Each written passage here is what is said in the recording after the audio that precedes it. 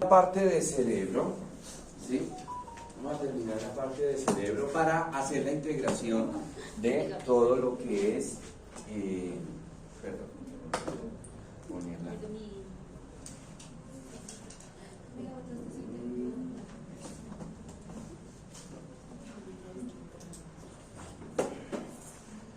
Hacer la integración. ¿Hasta dónde quedamos nosotros? ¿Vimos todo cerebro o no? No. Nada de cerebro. No. Bueno, entonces, el cerebro, digamos que no digo que es la parte más importante, ¿no? No digo que es la parte más importante, ¿sí? De el sistema nervioso, porque todos los órganos del sistema nervioso son bastante importantes. Colocas el retardo, ¿viste? En las asistencias.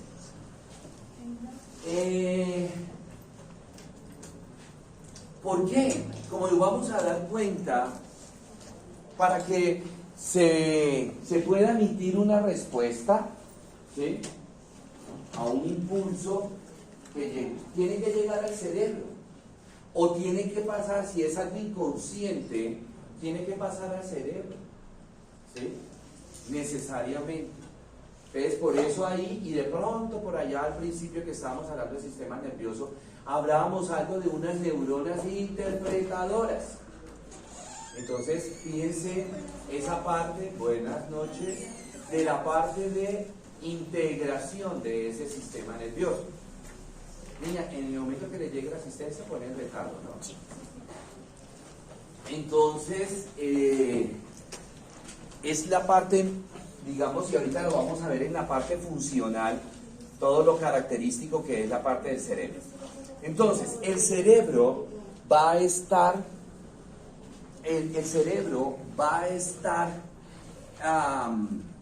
dividido en varias caras. Vamos a hablar primero de una cara superficial. ¿Qué es esto? Simplemente es lo que yo estoy viendo cuando yo veo un cerebro en todo su contorno. Va a ser la cara superficial. Luego tenemos una cara inferior, que va a ser cuando yo volteo, veo por debajo el cerebro, cara inferior. Luego veo una cara interna, que es cuando yo separo los dos hemisferios cerebrales. Entonces, lo que yo estoy viendo por acá, eso precisamente va a ser la cara interna. Y finalmente la cara interior.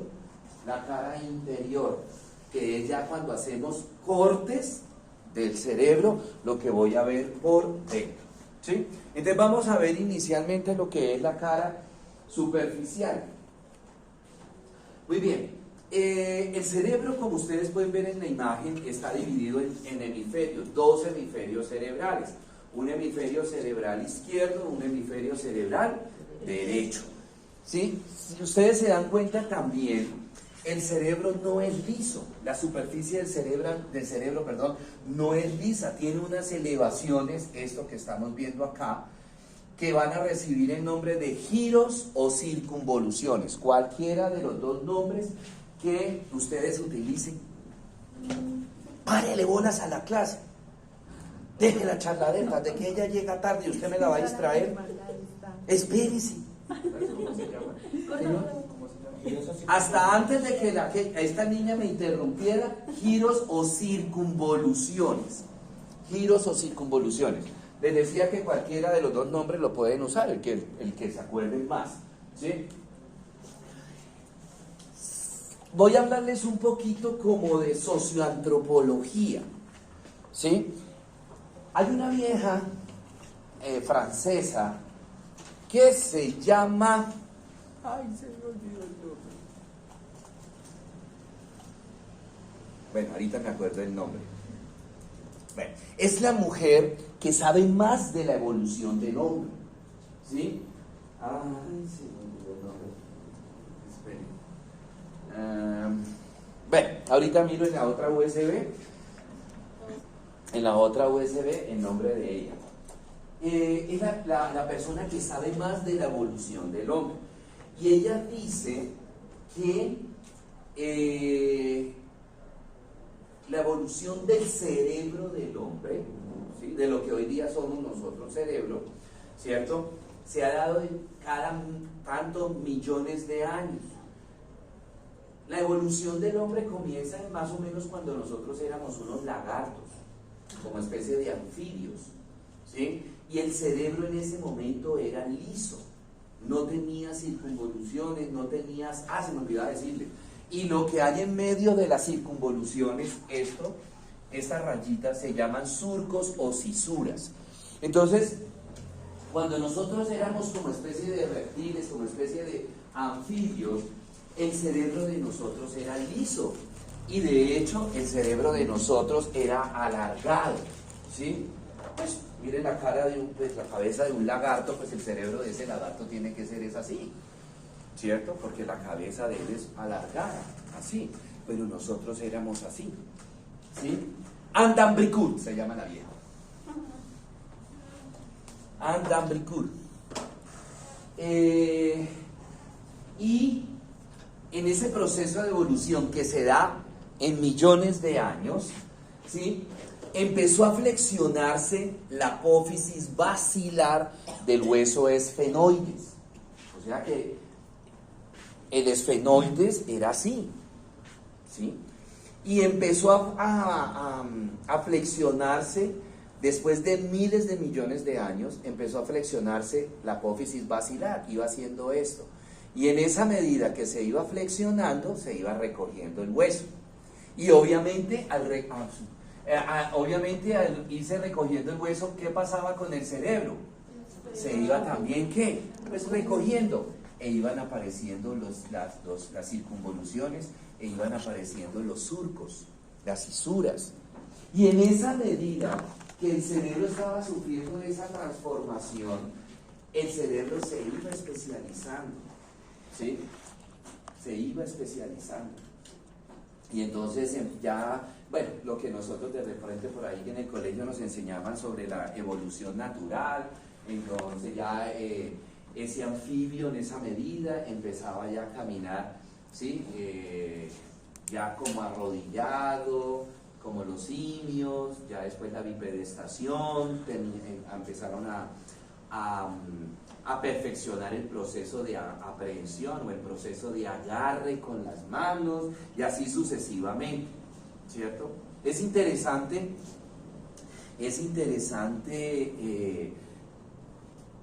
conocer todo lo que habla Andambricur sobre la evolución del hombre, ¿sí? Es de las personas que saben más sobre la evolución. Entonces, bueno, las cisuras, los surcos.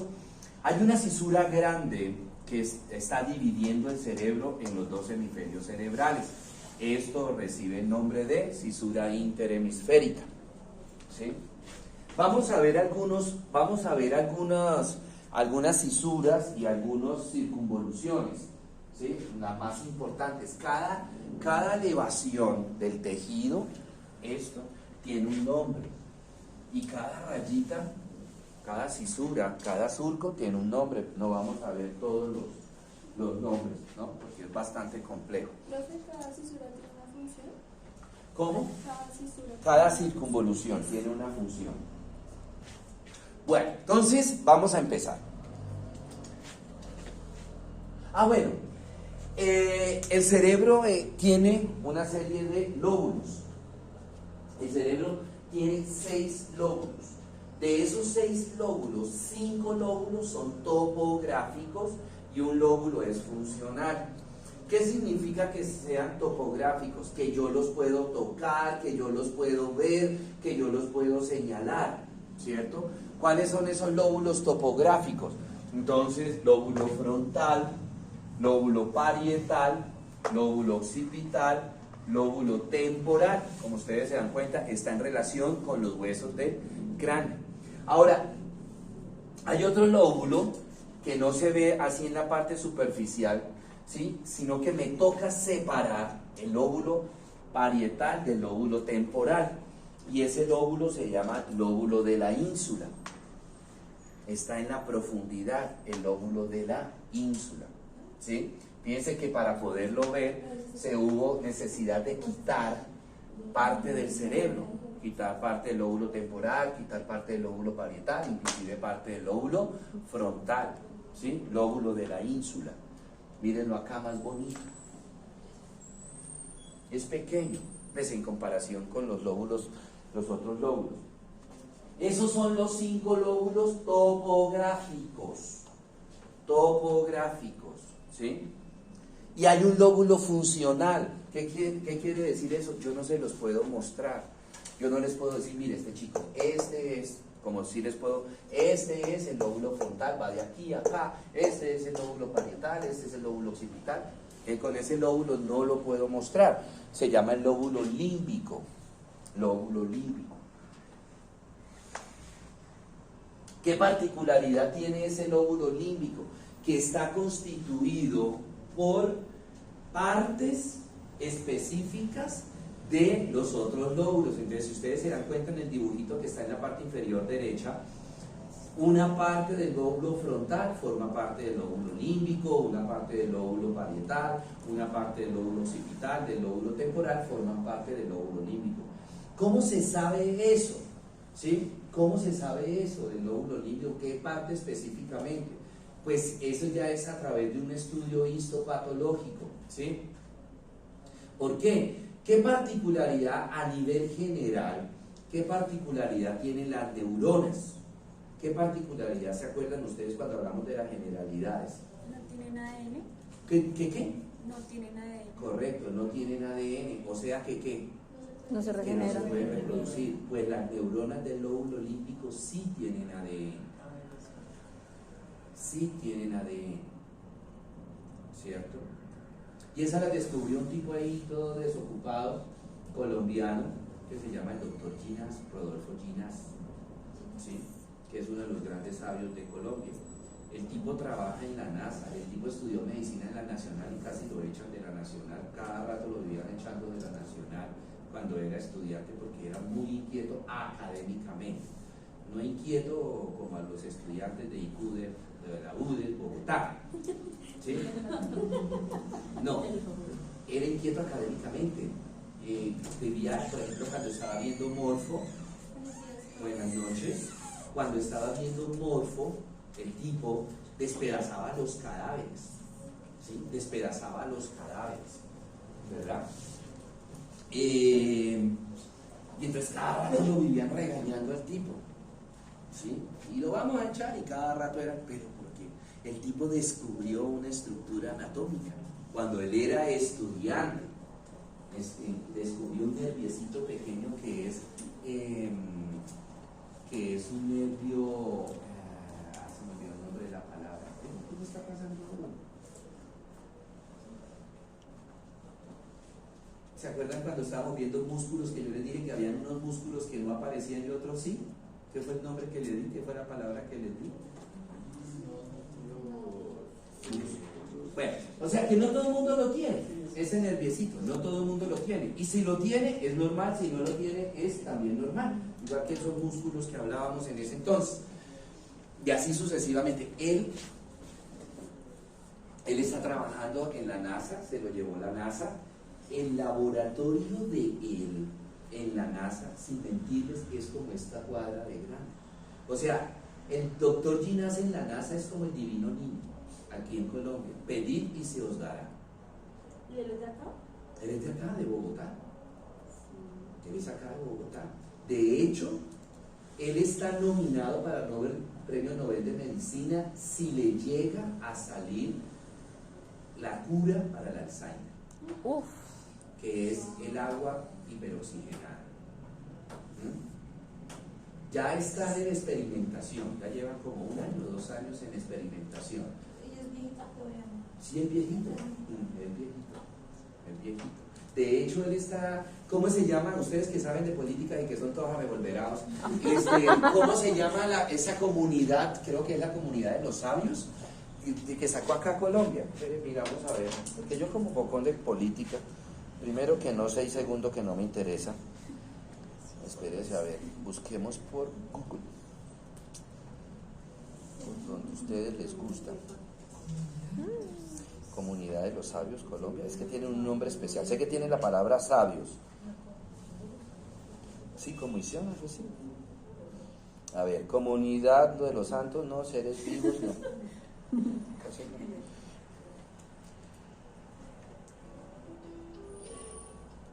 Comunidad no, ya vi que no es. Muestre a ver. Ay, pucha. Misión de sabios. Misión de sabios. ¿Sí? Está formado la misión de los sabios, está formado por pues, personas, científicos, políticos, economistas, o sea, personas de todas las áreas que son considerados como referentes por sus aportes a la comunidad, aportes obviamente científicos, aportes industriales y ese tipo de cosas. Precisamente el doctor Ginás está es uno de esos de la misión de los sabios. Él fue el que descubrió que las neuronas del lóbulo límbico sí tienen ADN, ¿sí? Profe, pero eso entonces tuvo que haber sido hace mucho tiempo, ¿no? Sí.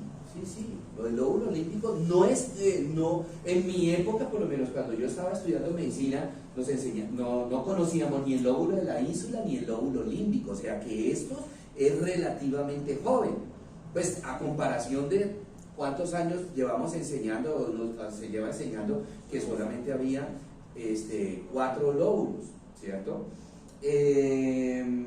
No sé, realmente nunca he tenido la curiosidad por averiguar desde hace cuánto se está hablando del lóbulo de la ínsula, del lóbulo límbico, pero sí sé que en esa medida es relativamente joven, ¿sí? Yo vine a enterarme del lóbulo límbico y del lóbulo de la ínsula, a ver, ¿cuánto tiempo les digo? Como en el 98, 97, que fui a un congreso de actualizaciones en medicina interna y pues había neurología y el neurólogo comenzó a hablar del lóbulo límbico, del lóbulo de la ínsula, haciendo la aclaración de que eran cosas nuevas, ¿sí? Entonces, pues sí, yo me acuerdo que nos mirábamos como ínsula límbico y eso qué. Y ahí fue cuando nos enseñaron toda esa cuestión y ya después empecé a investigar y cuando ya fui yo profesor de morfo en Antonio Nariño, que fue en el 2000, a partir del 2000 ya nos tocó meter ese lóbulo de la ínsula y ese lóbulo límbico, meterlo dentro de la parte funcional. Y él descubrió que las neuronas del lóbulo límbico sí tienen ADN. De hecho, él tiene un cultivo de neuronas del lóbulo límbico. Y a través de ese cultivo, hoy día, por ejemplo, las personas que tienen, hablemoslo por ejemplo de este señor Fernando Montoya, lo recuerdan, lo conocen, que fue el técnico del 11 Caldas, fue que le dispararon, ¿hace cuánto fue eso? ¿En el 2000? Sí, 7.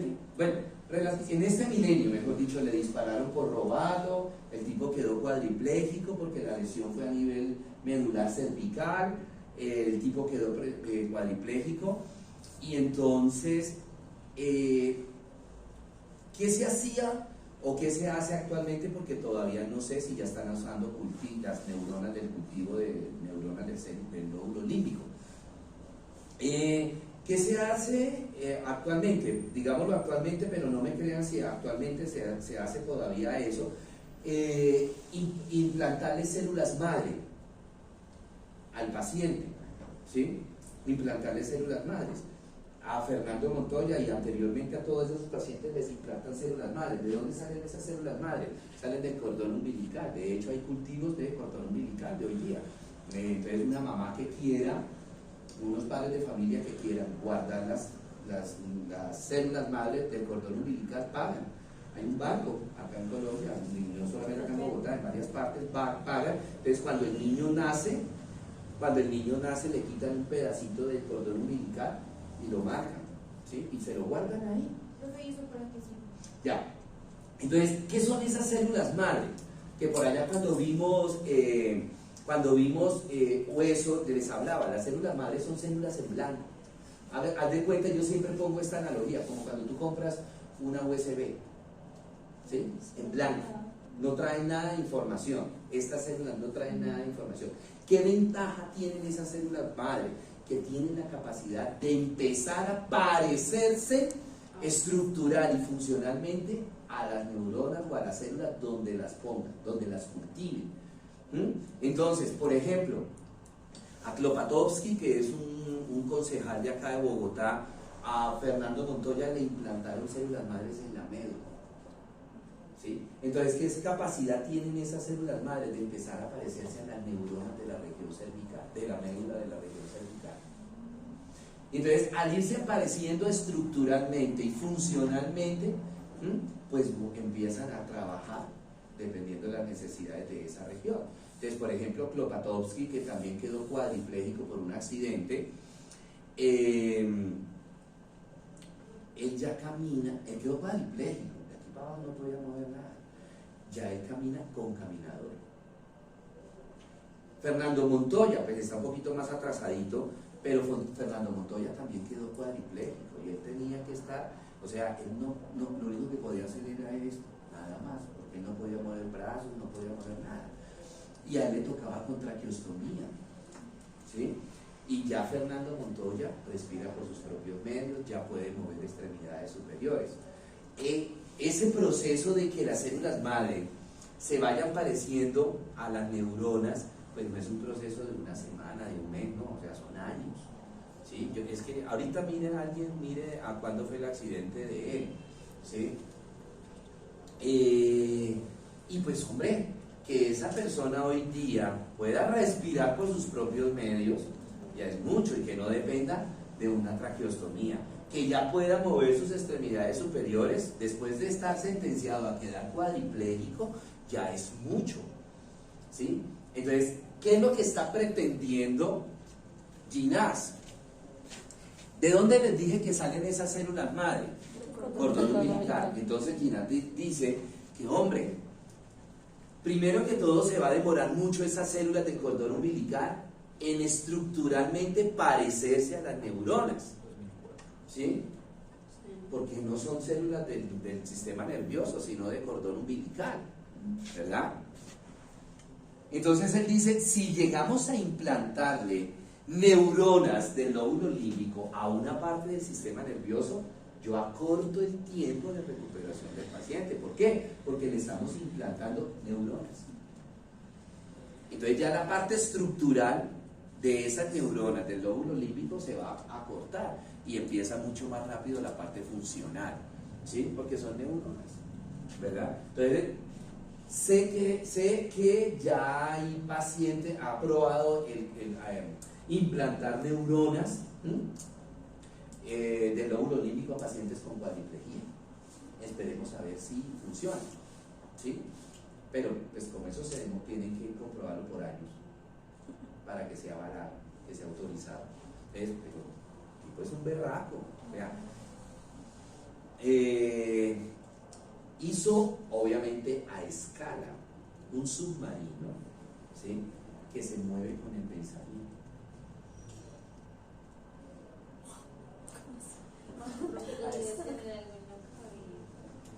Tiene lo mismo que usted tiene. Sí, o sea, pero no se coloca nada. ¿Ah? No sé. Yo solamente leí, pero no he visto cómo sería. Pero yo me imagino pues que tiene que haber como un casco que transmita los impulsos electromagnéticos a el submarino, que no sé qué tendrá para hacer la recepción de eso, ¿verdad? En algún momento que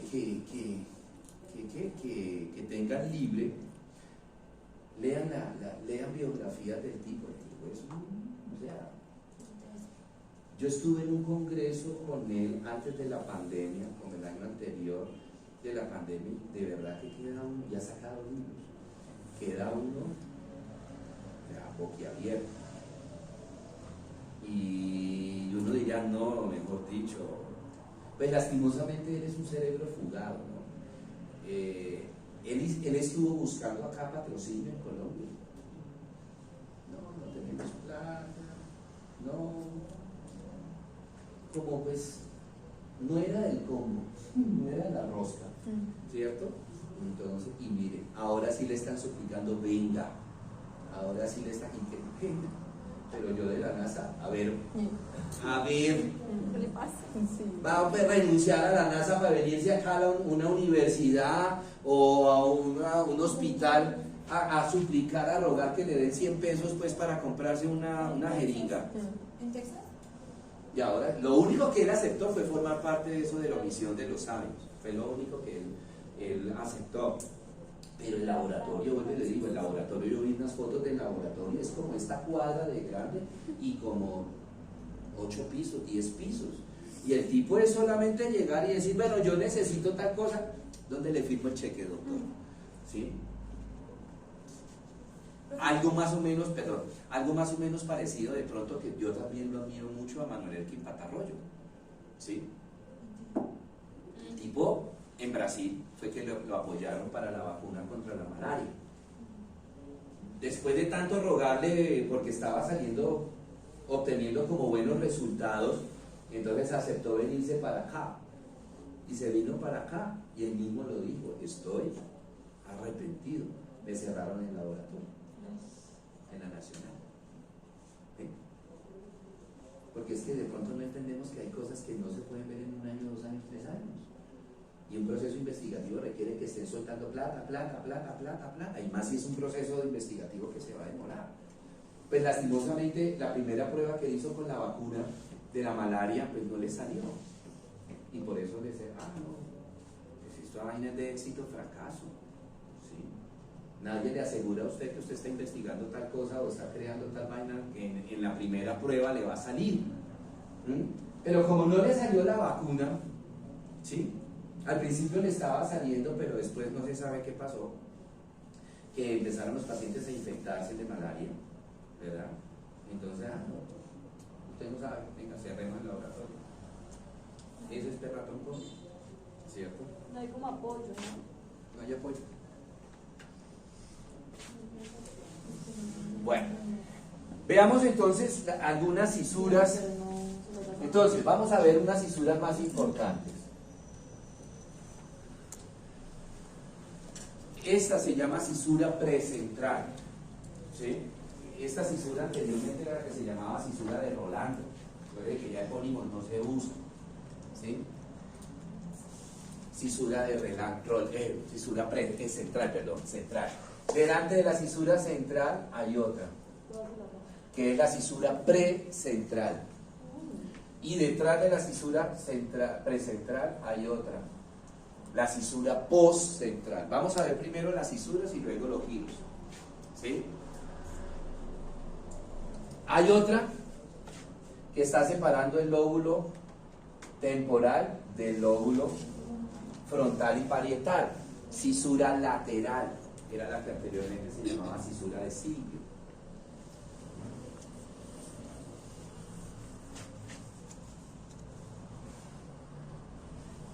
Cisura parieto-occipital. Cisura parieto-occipital. Parieto, de parietal. Parieto. En el lóbulo frontal. Anteriormente todas estas cisuras tenían un nombre raro. ¿Sí? Rolando, Silvio, Broca, y un pocotón de cosas, de gente ahí toda rara. Ahora es muy fácil porque simplemente le pongo el nombre, la letra del lóbulo en donde está y el número. Nada más, ¿cierto? Cisura F1, cisura F2, cisura F3. ¿Sí?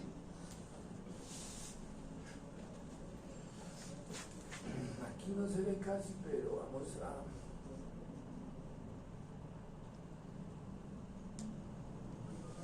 Cisura P1. Estamos en el lóbulo parietal. Cisura P1.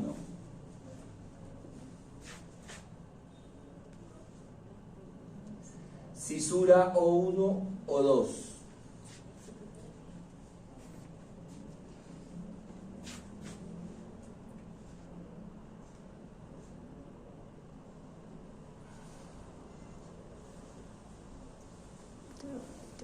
Cisura T1, T2. Esas son las principales, porque ya después vienen entonces cada rayita de esta, ponerle F4, F5, F6 y así sucesivamente. Vamos a ver las más importantes, ¿cierto? Bueno, esas son las cisuras más importantes, ¿cierto? En la cara superficial. Tenemos ahora tenemos ahora los giros. Que si yo me sé el nombre de la cisura, pues ya me sé el nombre de los giros. ¿Sí? Por encima de la cisura F1,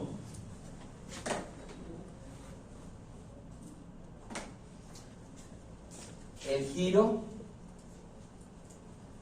F1. Entre la cisura F1 y F2, giro entre la cisura F2 F3.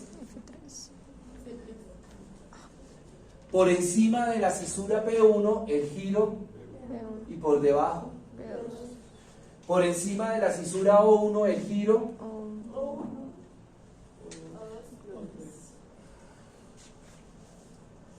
Por encima de la cisura T1, T2, T3. Okay. Miren que es muy fácil. ¿Sí? Anteriormente que un Broca, que un Wernicke. ¿Sí? Bien. ¿Listo?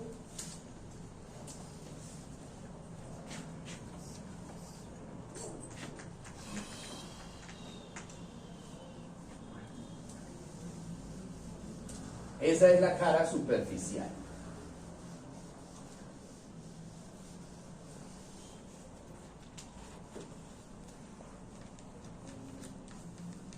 Bueno, muy bien. Aquí está la cisura interhemisférica, ¿cierto? La cisura central, la pre-central y la post-central. Ay, pues madre, bueno, siempre se me olvida eso. Ok. Ahora, estructuralmente, entre la cisura central y la precentral está este giro que no le había dado el nombre. Ese giro se llama giro precentral. Entre la cisura central y la cisura postcentral está el giro postcentral. ¿Sí? Estructuralmente.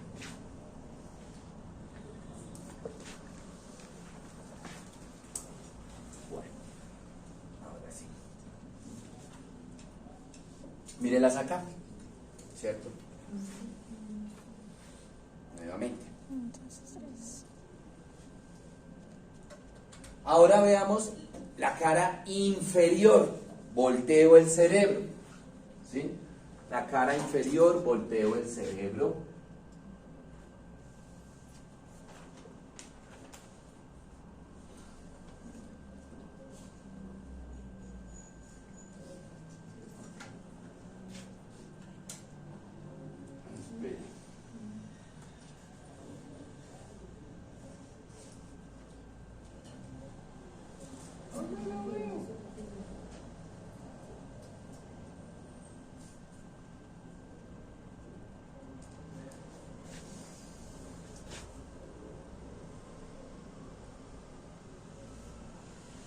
Listo. Volteé el cerebro. Veo esta cisura que se va a llamar la cisura olfatoria. Encima de esa cisura, ahí veo una telita como una laminita. Esta, ¿la ven? Acá, el que está con el número 5. Ese es el nervio olfatorio. Por eso se dice que el nervio olfatorio y el nervio óptico son prolongaciones de la corteza cerebral. Miren la prolongación. ¿Se acuerdan? En algún momento les dije, vimos en el tallo, el nacimiento del primer par craneal. Sí.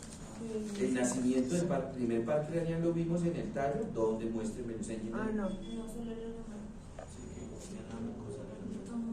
Que se originaba ya, exacto, en la mucosa nerviosa de la fosa nasal, pasaba por encima de la lámina cribada del esmoides, viene por acá para terminar en una parte de la corteza cerebral. ¿Sí? Este giro que está, esta sería la cisura interhemisférica. Este giro que está hacia la parte medial de la cisura olfatoria, pues se va a llamar el giro olfatorio. Esta que ustedes ven acá se llama el surco en H. Y todo lo que está alrededor del surco en H se llama giro orbitario. Todo lo que está alrededor se llama giro orbitario. Esta es la cisura lateral que viene de la cara superficial y se me mete por debajo. Esta es la cisura lateral, que alrededor del mesencéfalo se me convierte en cisura o surco transverso. Cisura o surco transverso. ¿Sí? Muy bien. Este era el lóbulo temporal, ¿cierto?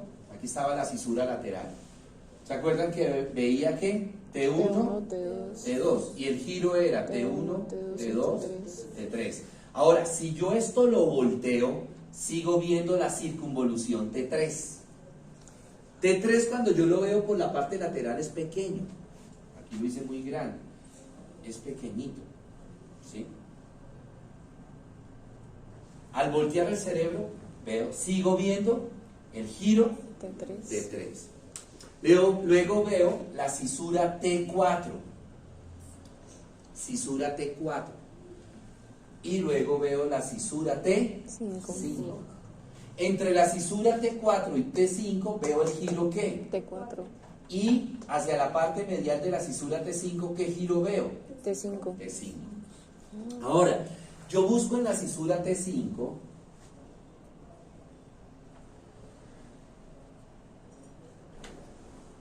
la parte central. Lo que está por delante en la cisura T5, en el surco T5, se llama hipocampo, y la parte de atrás de T5 se llama parahipocampo. Parahipocampo. ¿Sí? ¿Por qué se llama hipocampo? Porque tiene la forma. ¿Qué es un hipocampo? ¿Alguien sabe qué es un hipocampo? Un caballito de mar. Un caballito de mar. Entonces, tiene esta partecita aquí así, que parece la cabecita del caballito de mar, y eso se llama uncus, como si fuera la trompita del caballito de mar. Uncus. Uncus. Uncus, hipocampo, parahipocampo.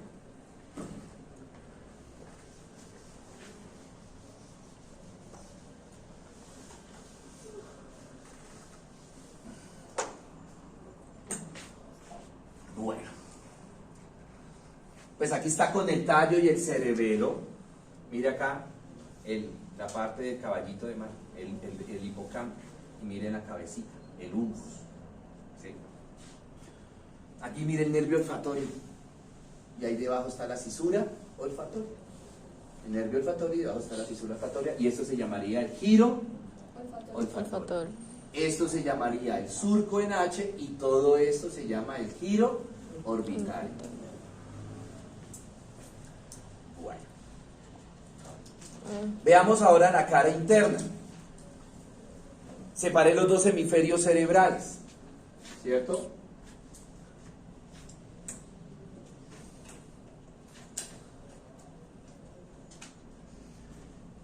Veo una comisura. Esa comisura está constituida por sustancia blanca. ¿Sí? La constitución es la distribución de esa sustancia blanca se llama cuerpo calloso. ¿Sí? Y está constituido por sustancia blanca. Y si es sustancia blanca, ¿quién está formando esa sustancia blanca? Los axones. Correcto. Prolongaciones de neuronas, principalmente axones. Encima de esa sustancia blanca, de ese cuerpo calloso, veo una cisura que se va a llamar precisamente la cisura del cuerpo calloso. Cisura del cuerpo calloso. Ese cuerpo calloso, vamos a dibujarlo.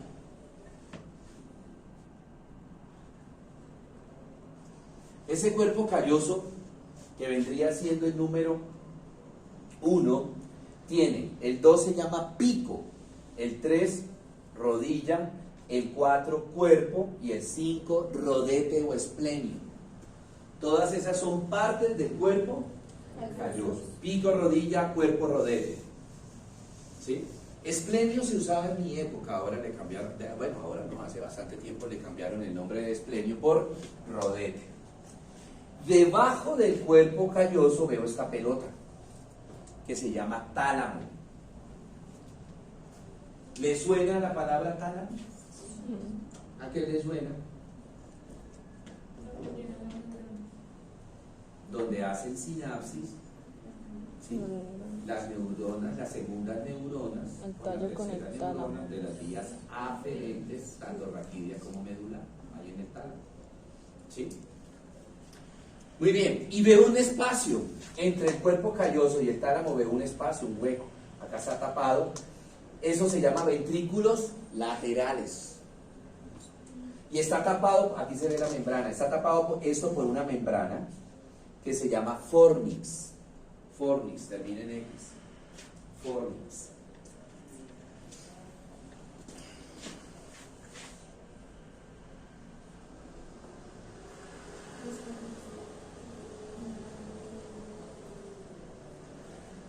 Encima de la cisura del cuerpo calloso, o encima del cuerpo calloso, vemos una circunvolución, la 6, que se llama circunvolución del cíngulo. Circunvolución del cíngulo. Y encima de la circunvolución del cíngulo veo una cisura, que se llama la cisura calloso marginal. Cisura calloso marginal. ¿Sí?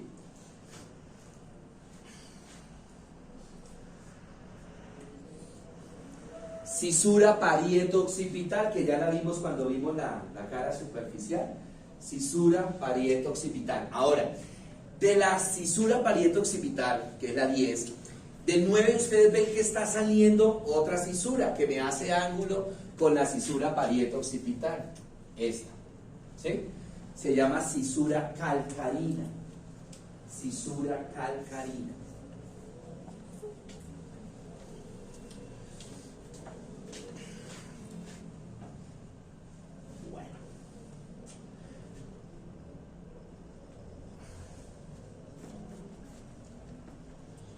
Entre el 10 y el 11 se llama lóbulo cuadrilátero, que es una parte del lóbulo parietal. ¿Sí? Lóbulo cuadrilátero. ¿Qué más vemos por ahí?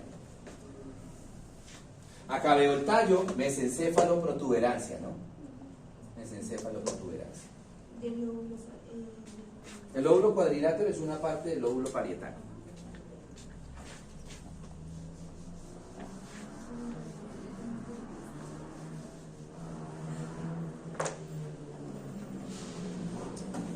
Aquí, volvamos a ver. Entonces, estoy dibujando el cuerpo calloso. Pico, rodilla, cuerpo, rodete. Encima del cuerpo calloso hay una cisura que se va a llamar la cisura del cuerpo calloso. Lo que está en amarillo es alrededor del cuerpo calloso. La circunvolución del cíngulo. Circunvolución del cíngulo. Y la cisura que está encima de la circunvolución del cíngulo se llama cisura calloso marginal. Este hueco que veo, ventrículo lateral. Ventrículo lateral. ¿Y si ve la telita? Fornix. Mire el tálamo. ¿Sí? El azulito, lóbulo cuadrilátero. Entre el azul y el verde, cisura parieto occipital. Y haciéndome el ángulo, la cisura calcarina. Cisura calcarina. ¿Sí? Mire cómo se ve bonito acá el uncus. El uncus.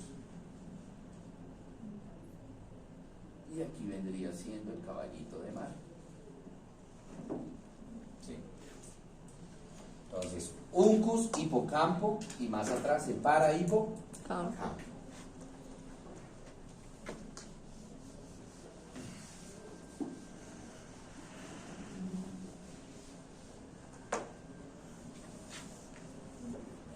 Bueno, vámonos ahora para la parte funcional.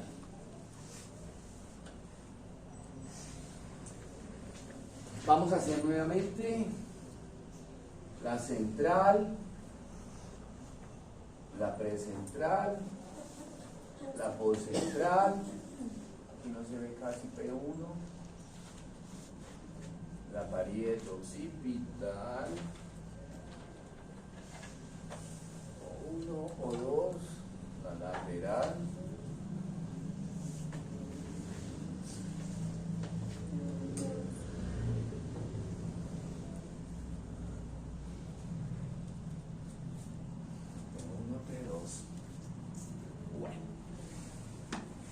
Y falta la F1, F2. sí, pero es que aquí la F1 sí cambia.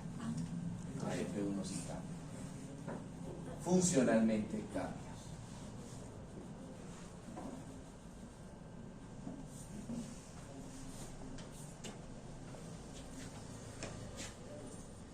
Bueno. Muy bien. Funcionalmente. ¿Cómo les dije estructuralmente que se llamaba este? Giro Central. Estructuralmente. Funcionalmente se va a llamar área motora primaria. Área motora primaria. Ahí se van a iniciar todas las vías eferentes. Todas las vías eferentes. Área motora primaria. ¿Cómo se llamaba esto estructuralmente? Giro postcentral. Funcionalmente, área somatosensitiva primaria. Aferencia. Ahí llegan todas las vías aferentes. Todas las vías aferentes. ¿Llega? Llegan. Todas las vías aferentes. Muy bien. Aquí, en ambas, tanto en el área motora primaria como en el área somatosensitiva primaria, hay una representación por parte de neuronas de todo nuestro cuerpo. De todo nuestro cuerpo. ¿Sí? Y eso se va a llamar homúnculo. ¿Sí? Homúnculo. Ahorita les muestro. Homúnculo. Entonces, el homúnculo acá, en el área motora primaria, ¿cómo se llamará? Homúnculo motor. Y acá se llamará ¿cómo? Homúnculo sensitivo. ¿Qué particularidad tiene la representación del homúnculo de nuestro cuerpo? ¿Qué particularidad tiene? Que el cuerpo ahí está invertido. ¿Sí? El cuerpo ahí está invertido.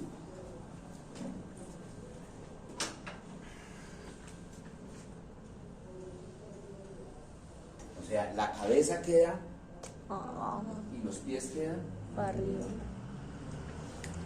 ¿sí? Y el otro profe también es lo mismo. Igual. Simplemente que un homúnculo va a ser para la parte motora y otro homúnculo va a ser para la parte Sensitiva. ¿sí? Entonces, por decir un ejemplo, área motora primaria.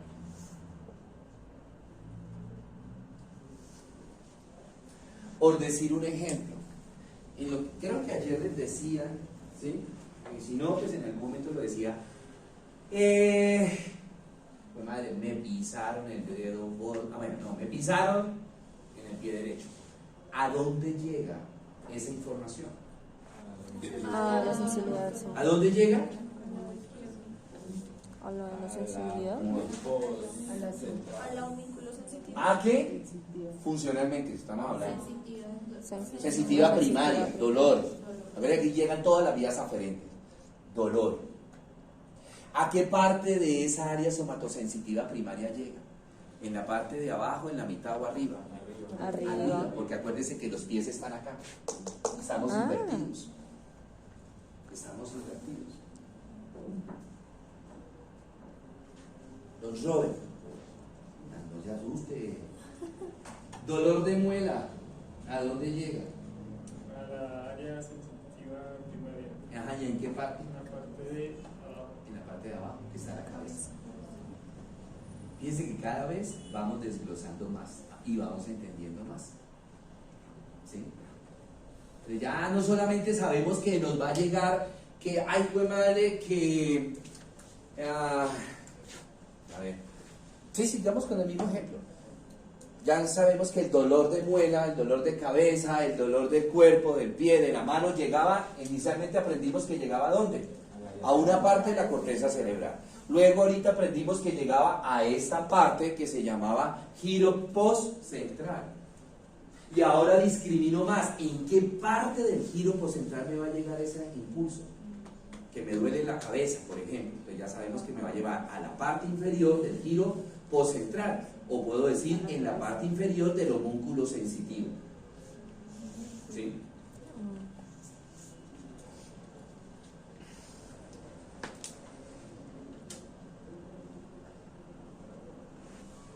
Entonces, en el primer caso clínico de ayer que veíamos del taller, no sé si fue ayer, en el taller, del niño que no podía mover la piernita derecha, ¿dónde estaba el problema? En la motora primaria, en la parte de ¿Cómo? arriba. Espere, ya uno. En la motora superior. En la motora superior. No, profe, la Nombres completo. área motora primaria superior. Correcto. Área motora superior. Ahora, no, ahorita no, más adelante. Listo. Ahora, ¿esta cisura cómo se llamaba? Esa- P1. ¿Cómo se llamaba este giro? P1, P2. Todo giro P1 y P2, todo giro P1 y P2 se va a llamar área somatosensitiva secundaria. Lo primero, ¿qué particularidad tiene cuando yo digo que un impulso llegó o se inició en el área primaria? Que es que, ¿cómo? ¿Alguien dijo de pronto cómo me pareció? ¿Qué es que?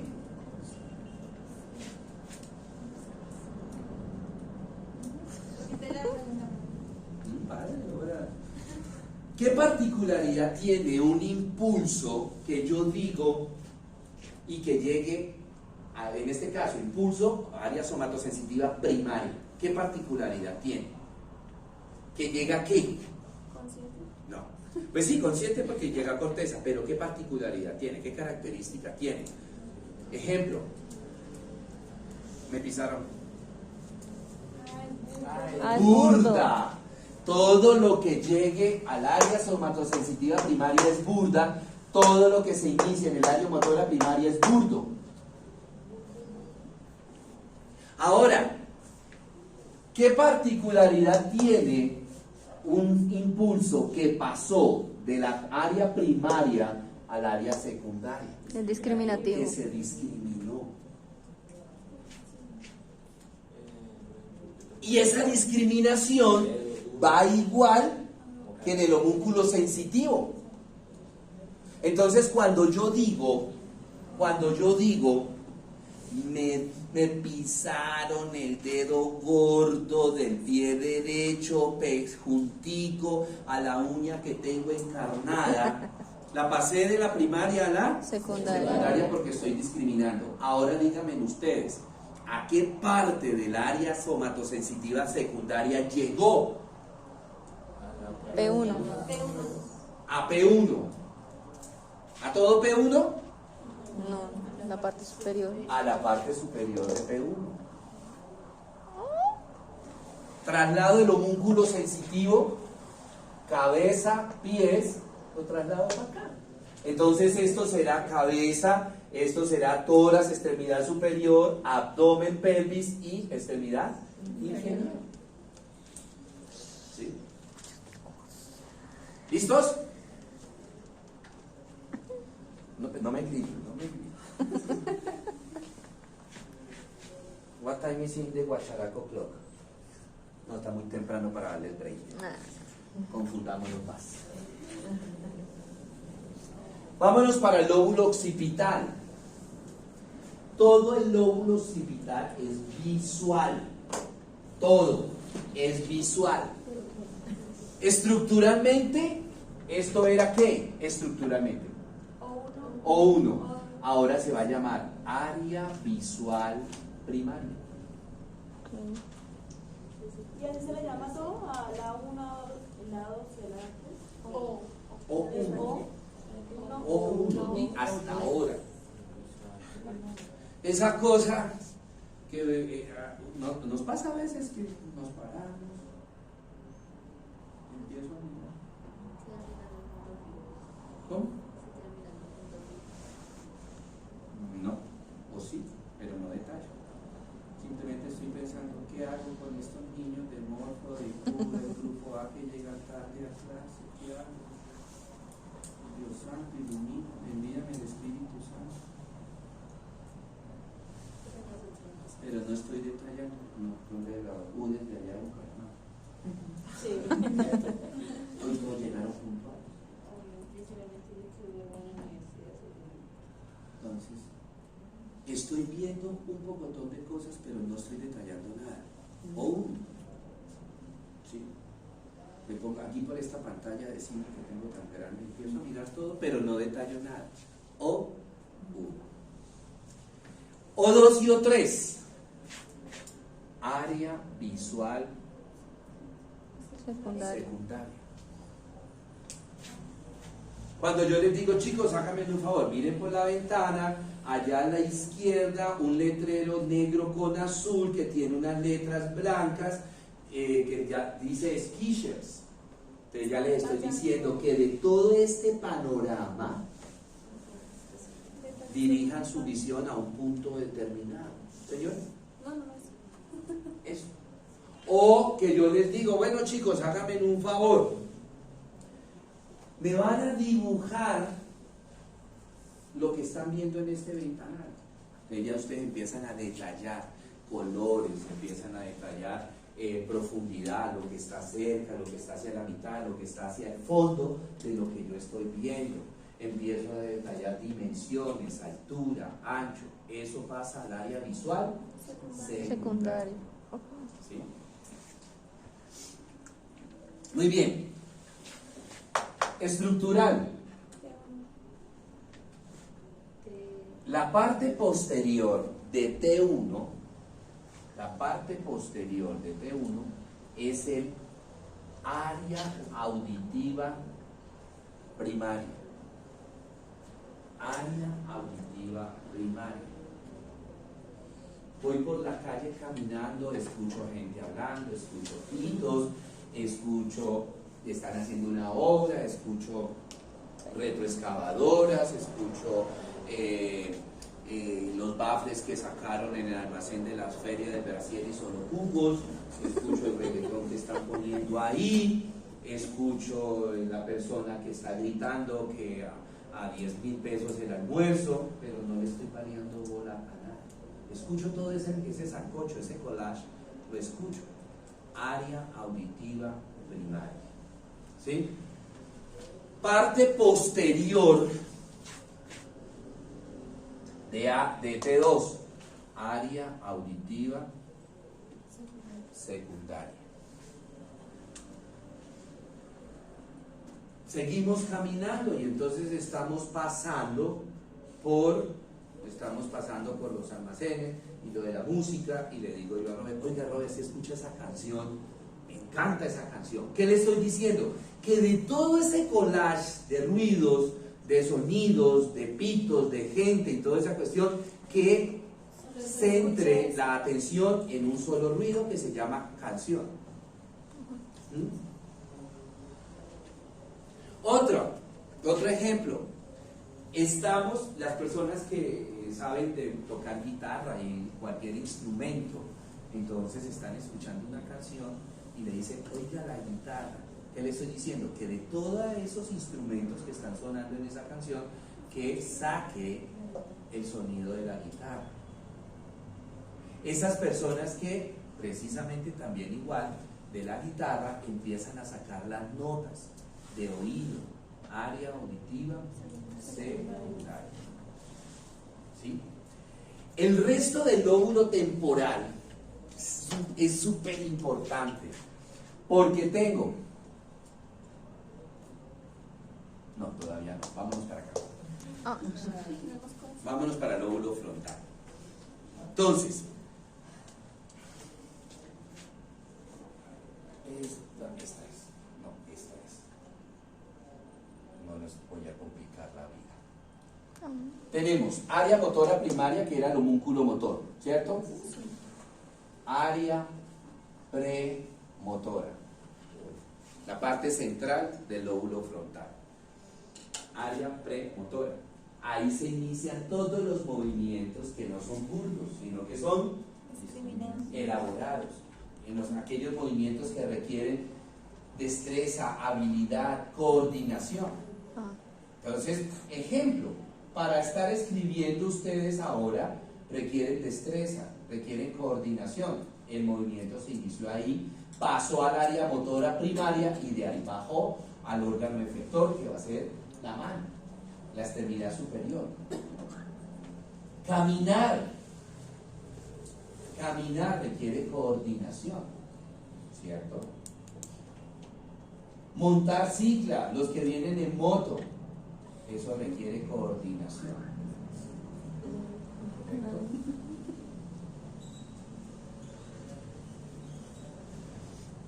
Y la parte anterior del lóbulo frontal, área prefrontal. ¿Qué hay ahí en el área prefrontal? Ahí está la memoria a corto plazo, ahí está la atención, ahí está la concentración. Toda la información que ustedes están recibiendo en este momento está llegando ahí, al área prefrontal. ¿Qué particularidad tiene esa información que queda en el área prefrontal? Es una información lábil, es una información que fácilmente se puede desplazar, ¿sí? Si después de la clase mía tienen otra clase, pues los conocimientos que les está dando el otro profesor les van a empezar a desplazar esta información. Y de repente entonces a la hora del almuerzo era, ¿cómo es que se llama la cisura esa que no sé qué? Ya se nos olvidó, ¿sí? ¿Dónde era que quedaba el área auditiva secundaria? ¿Dónde era que quedaba? ¿En el lóbulo occipital? Sí, en el lóbulo temporal, pero ¿en qué parte del lóbulo temporal? Se nos olvida parte de la información, ¿sí? Atención y concentración, ¿sí? Está ahí también. Entonces vivo más pendiente del celular, ¿verdad? La atención la fijé en qué, no en lo que el profesor está explicando, sino en el que el celular me sonó que me llegó un mensaje, me vibró que me llegó un mensaje y empiezo a, mi concentración la empiezo a ¿quién me escribiría? ¿Sí? ¿Será el pelado ese que me estoy levantando en la radiología del primero? ¿O será el chico de radiología de quinto? ¿O será el pelado de IQ de tercero? La concentración la desvío. Ahí es donde radica el problema de estos niños que tienen DTH, deterioro de la atención, trastornos de la atención, los niños que tienen atención dispersa, ¿sí? Los niños que tienen problemas de dislexia, de bradicinesia, ¿sí? Acalculia, discalculia, todo eso, el problema está ahí. Profe, ¿y esa información que se desplaza de algún lado o se queda?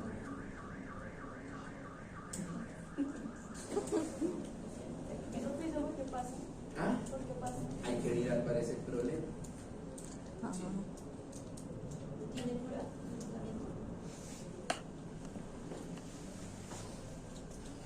¿Y los niños nacen con eso o a través de Se va adquiriendo, cómo desarrolla se va adquiriendo el problema, ¿sí? En la medida que se va haciendo el proceso de desarrollo de madurez, digamos que en cierta medida los papás tienen algo de responsabilidad, ¿no? Que permiten el niño que no fije la atención, o no se le exige al niño en ese proceso que está madurando, no se le exige que el niño se concentre, que ponga atención, ¿sí? Entonces ahí radica. Bueno, ahora sí vámonos al el resto del lóbulo temporal. El resto del lóbulo temporal tengo la memoria a largo plazo, todo el lóbulo temporal, el resto tanto por encima, lateral como por inferior.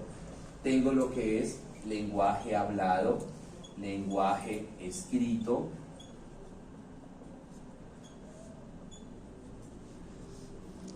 ¿Cierto? Tengo áreas de asociación, todo. ¿Sí? Lenguaje hablado, pues que ustedes sepan hablar. ¿En qué sentido? De que si yo quiero decir que el carro es azul, yo exprese es con las palabras son el carro es azul. ¿Sí? Y no que yo diga, como sucede en algunos trastornos, que yo quiero decir el carro es azul y digo el cielo está despejado. ¿Sí? Y para el paciente dijo el carro es azul, pero nosotros le escuchamos que no dijo el carro es azul, sino que el cielo está despejado. ¿Sí? Lenguaje hablado escrito. En el colegio nos hacían los famosos dictados, ¿se acuerdan? Entonces que la profesora empezaba o el profesor empezaba, bueno, era un día lluvioso y el cielo se encontraba con grandes nubarrones. Pues que yo entienda esas palabras, ¿sí? Para poder ¿qué? Era un día lluvioso.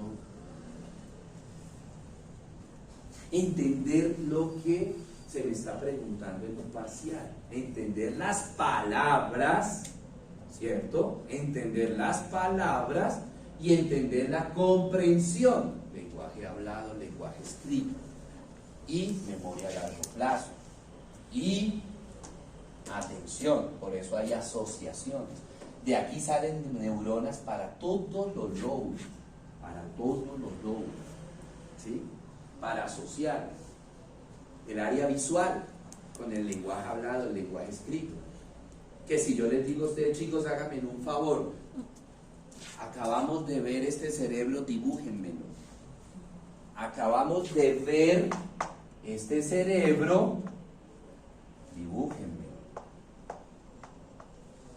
¿Sí? Cuando estábamos pequeños, íbamos con el papá, con la mamá por la calle y el papá nos mostraba, ojo, el papá nos mostraba un perrito y nos decía un guau guau, ¿cierto? Un guau guau. Y después de que tanto nos repetía el papá eso, de nos mostraba un perrito, un guau guau, yo llegué a ver un día un perrito y dije, miren, guau guau. Después que ya iba madurando más mis neuronas, ya no me decían guau guau, sino perro. Y en el colegio ya me decían después, dibuja un perro. Y ya después también me decían, escribe la palabra perro. Todo eso lo tenía que, pues asociado de algo que yo ¿qué? Algo que yo vi. ¿Sí? Fibra de asociación. ¿Correcto? Bueno, muy bien. Preguntas, dudas, inquietudes. Para los niños que tienen ese déficit de atención, ¿hay alguna edad específica o ya después de cierto tiempo no se puede hacer nada? Pues entre más rápido se le dé tratamiento a ese déficit de atención, pues mejor. ¿Por qué? Porque acuérdense que las neuronas están mejor, madurando.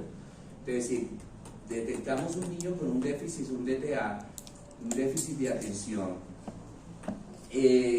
a los 4, 3, 5 años las neuronas se pueden modelar fácilmente, mientras que si le detectamos a los 10 años ya las neuronas están muy maduras y ya es más difícil.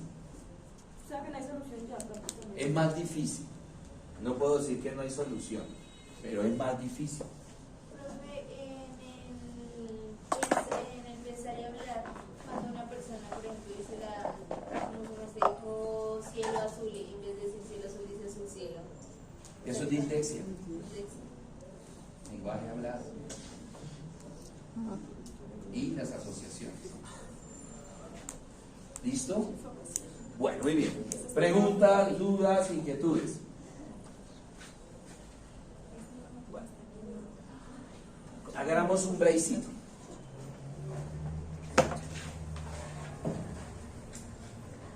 Bueno, la circulación a nivel del encéfalo comienza con las arterias vertebrales. Esas arterias vertebrales entonces entran al cráneo y me van a dar las arterias espinales anteriores y posteriores. Aquí falta el dibujito una. Y me van a dar una arteria muy importante que se va a llamar pica, que es la arteria cerebelosa posterior inferior. Pica. Luego, las arterias vertebrales se unen y me forman esta arteria, que es la arteria basilar. Esa arteria basilar me da esta arteria, que se llama AICA, arteria cerebelosa antero-inferior. Me da estas arterias pequeñitas, que se van a llamar las arterias pontinas o pónticas, y me da esta, que se va a llamar la arteria cerebelosa superior. Luego, la arteria basilar se me divide en dos, que van a ser las arterias cerebrales posteriores. Hacia el mesencéfalo, aquí a este nivel estoy en la protuberancia, el bulbo, a este nivel estoy en la protuberancia y a este nivel estoy en el mesencéfalo. En la parte central del mesencéfalo hay una anastomosis, que es entre la arteria cerebral media y la arteria carótida interna. Y de esa arteria, de esa unión, sale esta arteria que se llama la arteria comunicante posterior, que como el nombre me lo indica, comunica la carótida interna con la cerebral posterior. Y también de la carótida interna sale una rama que se llama la cerebral anterior, y las dos arterias cerebrales anteriores están unidas por la arteria comunicante anterior. Esto es lo que se llama anteriormente, y en los libros ustedes lo encuentran, que se llama polígono de Willis, que ya no se usa ese nombre, sino círculo arterial de la base del encéfalo. Círculo arterial de la base del encéfalo. ¿Listos? Bueno, muy bien. Entonces, con base en eso, vamos a hacer un taller. Sí. Entonces, en grupos de dos. Pero entonces, ¿qué hacemos? Bueno, ¿usted con quién se va a hacer? ¿Su merced? ¿Su merced? ¿Su merced? Entonces, les dice a los chicos, vayan a biblioteca o a informática para hacer el taller. ¿Cuántos harán falta? En la lista proponía cuántas personas vinieron y Aquí hay que